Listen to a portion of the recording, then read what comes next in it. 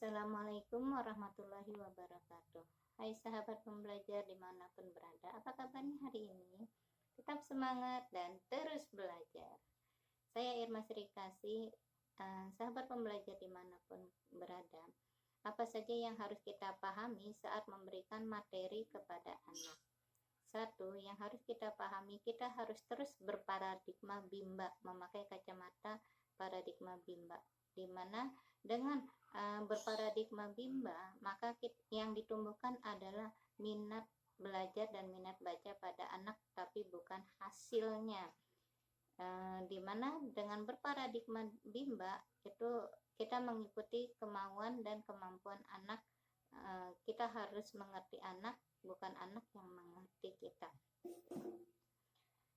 Yang kedua adalah kita tetap menggunakan metode bimba A-I-U-E-O, di mana dengan menggunakan metode bimba yang sangat luar biasa, akan terciptalah minat belajarnya secara menggelora.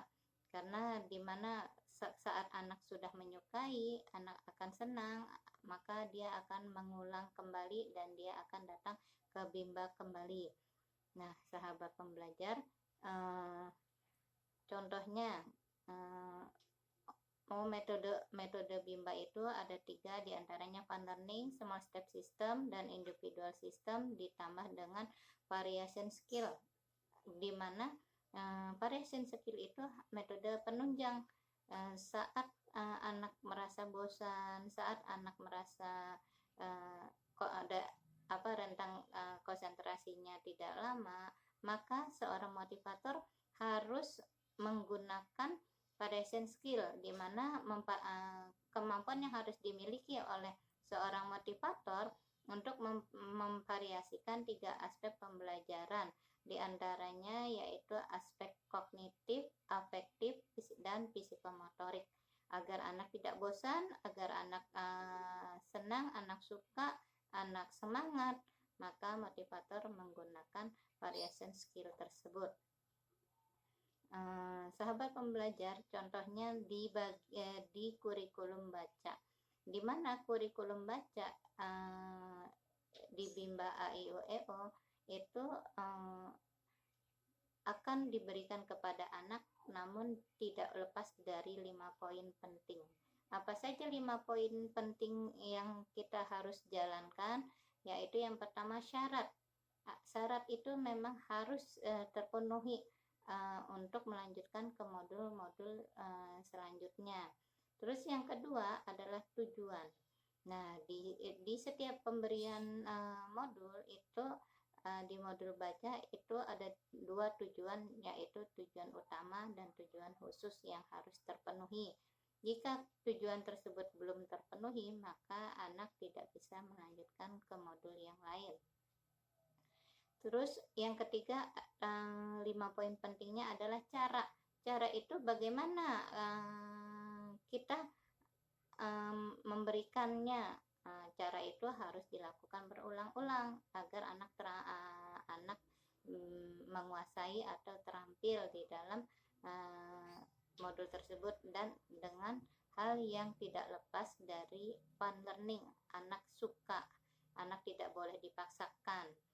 Selanjutnya adalah tahapan evaluasi. Nah, di sini kita melihat setelah semua 1 sampai 2, 3 terpenuhi, maka evaluasi wajib kita lakukan.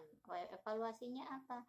Yaitu melihat afeksi anak, apakah anak senang atau tidak. Jika anak merasa tidak senang, berarti kita tidak bisa melanjutkan modul berikutnya.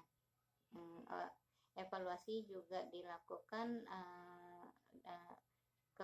oleh motivator secara berkesinambungan, ya. Terus yang selanjutnya, jika memang evaluasi anak melanjutkan, apakah anak sudah bisa dilakukan ke tahap selanjutnya atau tidak. Selanjutnya kita masuk ke tahap selanjutnya. Nah, tahap selanjutnya itu setelah syarat, sudah terpenuhi cara dan evaluasi, maka kita masuk ke tahap selanjutnya. Artinya anak suka dan anak senang melakukan bermain modul bacaan tersebut, baru bisa kita anak sudah terampil dalam modul tersebut, baru kita bisa ke tahap selanjutnya. Sahabat pembelajar, itu yang harus kita pahami saat memberikan materi ke anak. Ingat, jangan sampai anak harus mengerti kita, tapi kita orang dewasa harus mengerti anak, dimana nanti hak anak akan terpenuhi, anak akan suka belajar, anak akan suka membaca, anak akan terampil dan mampu. Jangan sampai anak membenci dalam belajar. Terima kasih. Wassalamualaikum warahmatullahi